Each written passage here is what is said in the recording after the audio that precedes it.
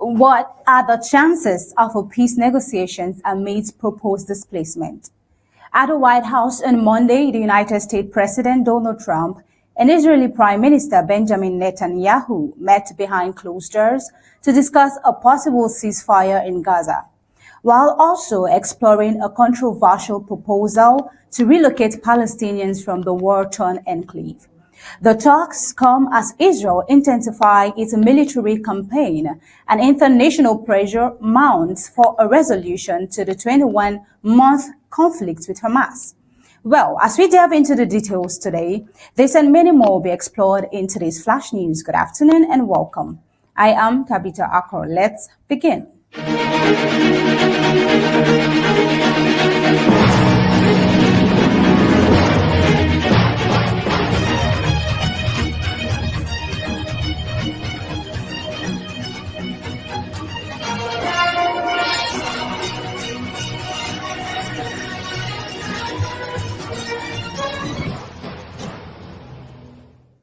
In a diplomatic encounter, the United States President Donald Trump hosted Israeli Prime Minister Benjamin Netanyahu at the White House, with both leaders discussing prospects for a ceasefire in Gaza and controversial efforts to relocate Palestinians. Let's take a listen.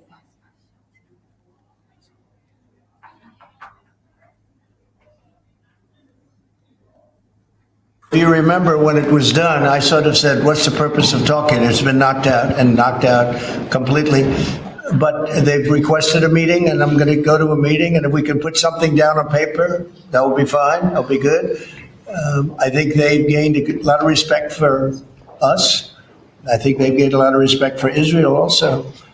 But they would like to meet, and we're going to have a meeting. Steve, when is that meeting going to be? Do you want to say? Rather, very quickly, in the next week or so. So we'll see what happens. I think it would be nice to memorialize it, put it down, but because of the incredible result of that attack, if you want to call it an attack, I didn't think it was necessary to have it in writing. I think we spoke. I mean, that speaks much louder than writing, but I can also understand why they'd want it. And they've been very nice. They've been very respectful. And it began by them telling us about 14. They had to do, you know what 14 represents, right? Do you know what 14 represents, right? You know that, right? The number of bombs dropped. So it was, representative. We got them all. The whole situation is very understanding. Well, as Israel and Hamas engage in indirect ceasefire negotiations in Qatar, the meeting marked Netanyahu's third visit since Trump returned to office in January. Their dialogue comes at a critical juncture. Gaza remains embroiled in conflict, and international pressure mounts on Israel to end the 21-month war. But what outcomes can be expected from yet another round of talks? And can this renewed United States-Israel cooperation bring a lasting peace, or does it risk entrenching displacement? Let's take a listen. World's people, I think you'll make that into an international, unbelievable place. I think the potential in the Gaza Strip is unbelievable. And I think the entire world, representatives from all over the world will be there, and they'll live there. Palestinians also. Palestinians will live there. Many people will live there. But they've tried the other, and they've tried it for decades and decades and decades. It's not going to work. It didn't work. It will never work. And you have to learn from history. History has, just can't let it keep repeating itself. We have an opportunity to do something that could be phenomenal. And I don't want to be cute. I don't want to be a wise guy, but the Riviera of the Middle East, this could be something that could be so bad. This could be so magnificent. But more importantly than that is the people that have been absolutely destroyed that live there now can live in peace in a much better situation because they're living in hell. And those people will now be able to live in peace. We'll make sure that it's done world class. It'll be wonderful for the people. Trump's perspectives about the Middle East. Meanwhile, Netanyahu and Trump signaled support for working with the regional allies to facilitate the voluntary movement of Palestinians from Gaza. Trump had earlier described transforming Gaza into the referrer of the Middle East, while human rights organizations strongly condemned the notion, branding it ethnic cleansing. Now, let's take a listen to the views from Democrats and let's get to see their reactions to this video. Yeah, I think there's problematic. I think American troops being involved in that area seldom works that well. Oh, it's ridiculous. I mean, it's not who we are as a nation to be looking at displacing people from their land and taking it over. Is that now American foreign policy? It's no, and it's nonsense. Well, the president has certainly been thinking outside the box. Is there even a box in this case? Right. Senator, can we have a reaction to Donald Trump's proposal on Gaza? I already talked about a kink in the slinky. Do you even take his proposal seriously? You have to take him seriously. Look, I think ultimately what we want is what's best for the people of Gaza. We want them to have an opportunity where they can prosper and be safe. And so obviously we'll continue to engage in conversations about that and how you keep the people of Israel safe as well. But were you shocked by President Trump's announcement? We'll continue to be. Is that now American foreign policy? To the entire area. We'll continue to be committed. This is from 4 News. Well, their reactions raises critical concerns. What legal frameworks would govern such relocation? Which countries would accept Palestinians? And what are the long-term implications of encouraging demographic shifts under conflict? We see that Trump's team, including Middle East envoy Steve Witkoff, is banking on Iran's recent military setbacks and its desire for dialogue to pressure Hamas into a ceasefire. The United States-backed plan currently under negotiations envisions a 60-day phased ceasefire deal that hostages would be released and partial Israeli troop withdrawals. Now, yet sticking points remain. Palestinian officials insist Israel is blocking essential humanitarian aid, while Israel maintains it's taking steps to prevent militants from exploiting relief channels. Can mutual distrust be overcome at the negotiating table? And is Hamas likely to agree to face concessions while its primary demand is a total end to the war? Unusually, Trump and Netanyahu held their discussions over a private dinner in the Blue Room at Washington, avoiding a publicized Oval Office ceremony. The meeting was punctuated by political symbolism. Netanyahu also presented Trump with a letter nominating him for the Nobel Peace Prize. Now, this award has become Trump's ultimate fixation, one he says is well-deserved for his effort to end conflict around the globe, including the war between Israel and Hamas in Gaza. A lasting resolution to that 21-month conflict will depend, in part, on Netanyahu's willingness to accept a deal that stops the fighting entirely, something Trump planned to press him on during Monday's dinner in the White House Blue Room. Let's take a listen. And the pursuit of peace and security, which you are leading in many lands, but now especially in the Middle East. We have great opportunities. The President has an extraordinary team, and I think our teams together make an extraordinary combination to meet challenges and seize opportunities. But the President has already realized great opportunities. He forged the Abraham Accords. He's forging peace as we speak in one country, in one region after the other. So I want to present to you, Mr. President, the letter I sent to the Nobel Prize Committee. It's nominating you for the Peace Prize, which is well-deserved, and you should get it. Thank you very much. This I didn't know. Wow. Thank you very much. Coming from you in particular, this is very meaningful. Thank you very much, Bibi. Thank you. Thank you for everything you're doing. Thank you. It's a great honor. Thank you very much, everybody. Appreciate it. We would say a kind gesture, but then probably a strategic move by Netanyahu. However, hundreds of protesters gathered outside the White House, denouncing U.S. armed support to Israel and calling for accountability over civilian casualties in Gaza. Their chants and banners highlighted a growing global demand for legal and ethical scrutiny of the war's conduct. Take a look.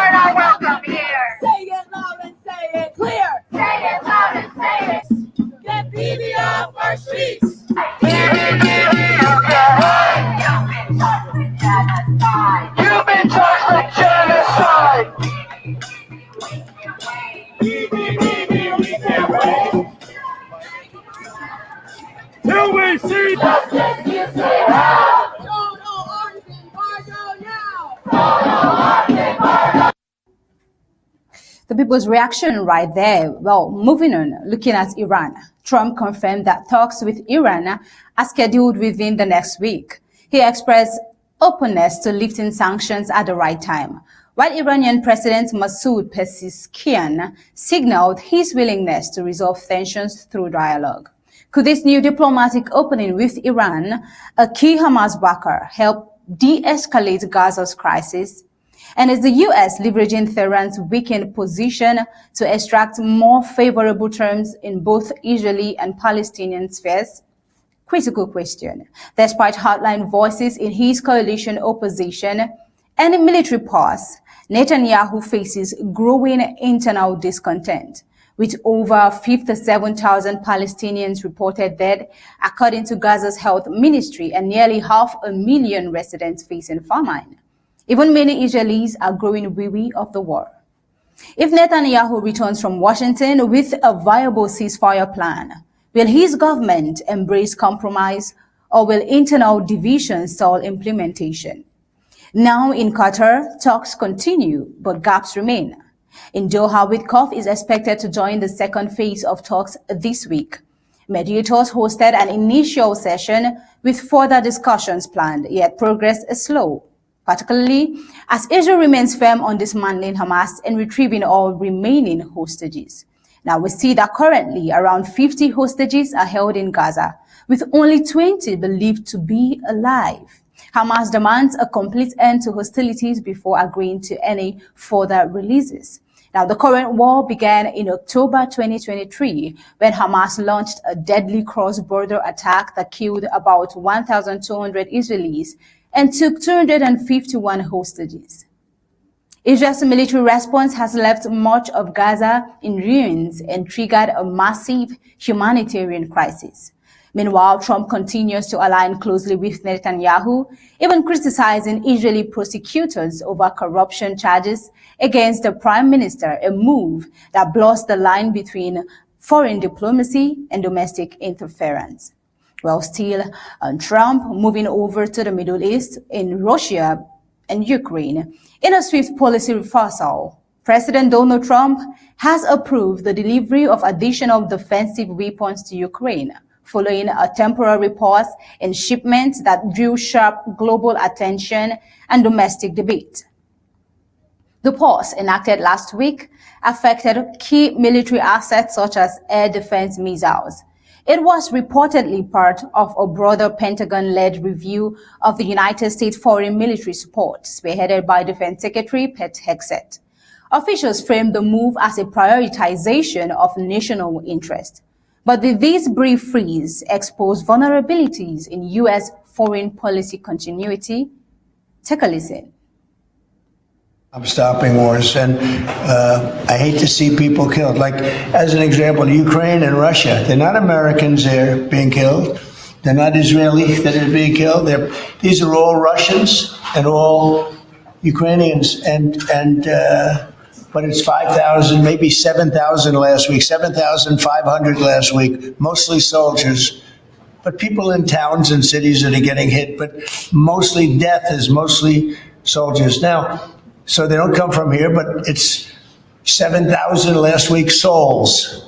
And if I can stop that, they have parents and they have sisters and brothers and getting married and who knows, they're just people, but they're souls. And if I can stop a war, because I have an ability to do so, I'm disappointed, frankly, that President Putin hasn't stopped. I'm not happy about it either. Trump isn't happy about the progress so far, but then Russia welcomed the halt, interpreting it as a sign of American fatigue or resource constraint. Though unsupported by evidence, this interpretation underscores a critical concern. Thus, the mere perception of hesitation in Washington emboldened adversaries and erode allied confidence. We see that Trump's decision to resume weapons shipments came as Ukraine faced a record barrage of Russian aerial attacks. Over 550 drones and missiles struck Kyiv on July 4th, marking the largest single-night assault since the war began in 2022. Simultaneously, Ukrainian President Volodymyr Zelensky has wrapped up calls for increased air defense systems, including more Patriot batteries. Trump, following a recent phone conversation with Zelensky, described the exchange as productive, signaling a possible shift in tone and intent. Now, can personalized diplomacy serve as a reliable tool in shaping wartime strategy, or does it risk inconsistency in a high-stakes global conflict like the Russian-Ukraine? While the United States remains Ukraine's largest military donor, supplying sophisticated weapons ranging from tanks to radar systems, domestic concerns persist. With U.S. stockpiles under strain and growing strategic focus on China, how long can Washington sustain heavy support to Ukraine without compromising readiness elsewhere? We see that Sean Parnell, chief Pentagon spokesperson, confirmed on Monday that shipments would resume under a revised global defense framework. He emphasized that decisions would continue to align with the administration's American first defense priorities. Meanwhile, Trump also expressed dissatisfaction with Russian President Vladimir Putin after a phone conversation yielded no progress on ceasefire efforts. The lack of traction in diplomacy raises concerns about the feasibility of a political resolution amid escalating military commitment. As the war enters its fourth year and global stakes remain high, the United States continues once again to find itself at a crossroad. Should strategic patience take precedence? Is decisive support the only viable road to peace in Ukraine? This war needs to come to an end sooner than later. Now, taking you over to Africa. In South Africa, South Africa's rand slipped on Monday after President Donald Trump threatened to impose new tariffs on BRICS-aligned countries, raising fresh concerns over trade stability and investor confidence. In a Sunday post on Truth Social, Trump accused BRICS of promoting anti-American policies and said a 10% tariff would be levied on member states with no exceptions. The warning comes just days before Washington's expected announcement of new trade measures on July 9th. Now, the post on the screen explains that by 11:44 GMT, the rand had dropped about 1%, trading at 17.7450 against the dollar, giving up some of the gains made in previous sessions. This tells how quickly global markets react to the mere hint of protectionism. Meanwhile, South Africa, a core member of the BRICS bloc, pushed back, emphasizing that the alliance seeks reformed multilateralism, not antagonism, toward the West. In an interview with ENCA, Annabel Bishop, chief economist at Investec, warned that the added tariffs could weaken South Africa's export competitiveness, particularly in already strained industries. She noted that the rand's volatility is likely to persist through July and early August. Let's take a listen. heard differing comments. We've heard 10% for those in or aligned to the BRICS policies. We've obviously heard South Africa's 30% announcement last night, which has said it's going to come in on the 1st of August. And of course, as well, over the weekend, we heard tariff extensions for the negotiating period. But of course, they were quite specific. They said, those are for countries negotiating in good faith. And for South Africa, we did actually submit our trade framework, and we did obviously feel we were in the process of negotiating with the United States. But it's not just South Africa. Countries around the world have been slapped with these tariffs, and of course, some more than South Africa at 40%, some less at 25%. We still, of course, have some areas that are tariff-free, critical minerals and metal exports to the US. Others, of course, like steel and aluminium having the 25% tariff. So it's quite a varied and volatile situation. Yeah. What does this mean for AGOA? So I think, really it says that AGOA is at an end. If we have a look at the tariff structure that, has been communicated really to South Africa, even if informally at times, as we saw from the posts last night, but really overall, it says 30% tariff on everything we export except for steel and aluminium, which is around 25%. This can change. This commentary is very fluid that we see coming from the US. And of course, as well, we also then see that we do obviously have a real impact, for example, on bulk commodity exports with Annabelle's concerns may be valid, however, financial indicators also mirror this concern. The Johannesburg Stock Exchange Top 40 Index slipped 0.1%, while yields on the 2035 government bond climbed 9.5 basis points to 9.835%, a sign of rising investor caution. Meanwhile, Trump's administration says the U.S. is close to finalizing new trade agreement, with tariff notifications expected by July 9th and implementation set for August 1st. Let's take a listen.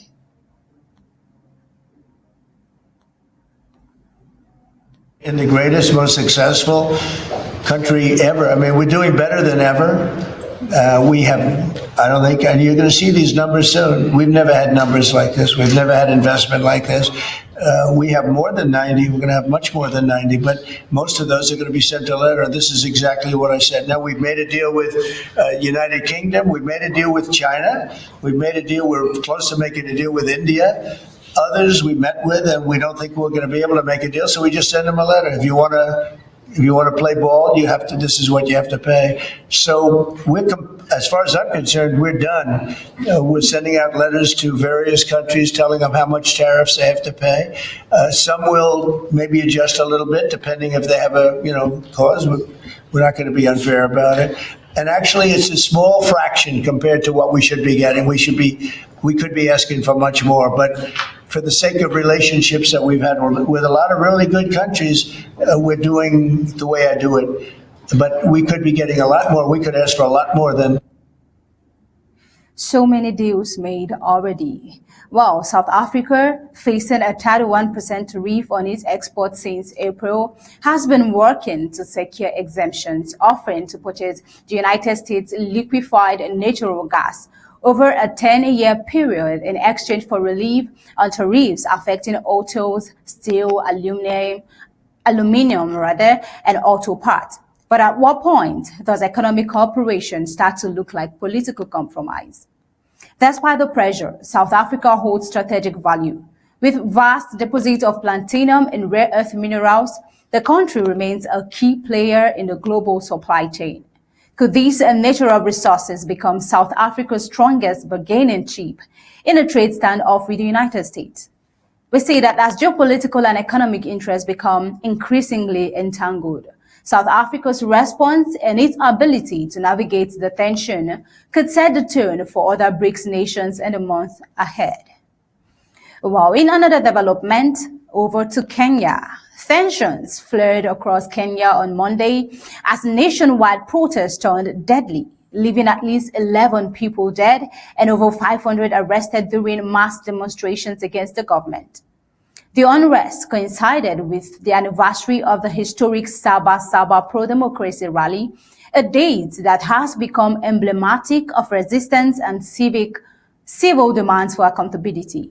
What began as symbolic marches quickly escalated into confrontations, particularly in urban areas where security forces blocked major roads, and fired tear gas and water cannons to disperse crowds. Take a look.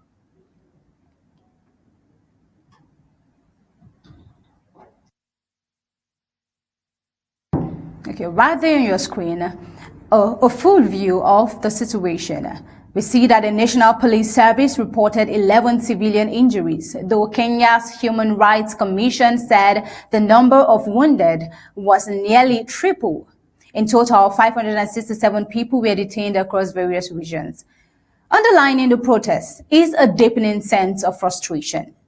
Public anger has mounted following recent high-profile incidents involving alleged police brutality, including the death of a teacher in custody and the shooting of an unarmed street vendor. These events have added fuel to long-standing grievances over economic hardship, corruption, and the suppression of dissent. What does it say about governance when public spaces become battlegrounds for justice? Will the voice of the people be heard? In Nairobi, Kenya, protesters attempting to reach government buildings were met with barricades and aggressive pushback from security forces. In some areas, police allegedly opened fire. While ABC Networks 24 could not independently verify the shooting reports, local media outlets confirmed that at least 5 fatalities. Also, one viral video captured by residents in Kiambu County shows a civilian being beaten by an armed officer while attempting to shield themselves, yet another troubling image in a growing archive of alleged police misconduct. Despite the risks, many demonstrators remained on the street throughout the day. The spirit of defiance was palpable, particularly among younger protesters who see the demonstrations not as isolated events, but as part of a broader movement for reform. Elsewhere, members of the Kenya Human Rights Commission face intimidation after unidentified individuals stormed their office and disrupted a press briefing organized by families of protest victims. Human rights groups accuse the state of using proxy actors to silence opposition, a claim that has drawn international attention. While police authorities promise to investigate each reported incident, skepticism remains high. Interior Ministry officials have reiterated a commitment to maintaining order, framing the unrest as a threat to national stability. But for many Kenyans, the present question is not whether the government can restore control, but whether it will respond to the cry of justice echoing from the street. Well, the coming days will definitely justify that. Now, moving over to Nigeria, still in Africa, what do we have to say and what do we get every day from the level of terrorism and insecurities in Nigeria? At least 9 people were killed and 4 others injured in a fresh attack by Boko Haram militants on Malam Fatori, a border community in northeastern Nigeria's Borno state, authorities confirmed on Sunday. We see that Governor Babagana Zulum, represented by Commissioner for Local Government Affairs, Sugun Meli, disclosed the incident during a condolence visit to the area. However, the exact date of the assault was not stated. Malam Fatori, located near the Chad border, lies approximately 270 kilometers, 167 miles from the state capital in Maiduguri. During the visit, the commissioner warned the residents against aiding the extremists, emphasizing that anyone found collaborating with Boko Haram would face their consequences. He added that security measures are being implemented to strengthen the town's defenses. Is this warning sufficient deterrent for communities often caught between fear and forced allegiance to extremists? The attack is the latest in a string of violent incursions across Nigeria's northeast, pointing to a worrying resurgence of Boko Haram activity. We see that in recent months, extremists have overrun military outposts, laid explosive devices on roads, and raided civilian settlements, in echoing the peak periods of insecurity in the region endured in the past decades. Just weeks earlier, a female suicide bomber killed at least 10 people in an explosion at a restaurant in Konduga area of Borno State. further intensifying fears of escalating violence. Boko Haram launched its insurgency in 2009, initially targeting Western education and seeking to impose a strict form of Islamic law. Since then, the conflict has led to the death of more than 35,000 civilians and displaced over 2 million people, according to United Nations estimate. The violence has also spiraled into neighboring countries, including Chad, Niger, and Cameroon. Now, beyond the Northeast, Nigeria continues to battle other serious security threats across its north, central, and northwest region, where armed groups have carried out deadly attacks, kidnappings, and mass displacement. Can Nigeria tackle this concurrent security crisis without a unified national security strategy and stronger regional collaboration? A critical question to look right there. Well, until next time, this is where we'll be drawing the curtain on today's Flash News. Remember, we're bringing you recent happenings from the home front and Undaunted at the top of the hour, 8 p.m. Until then, do have a pleasant day and stay safe.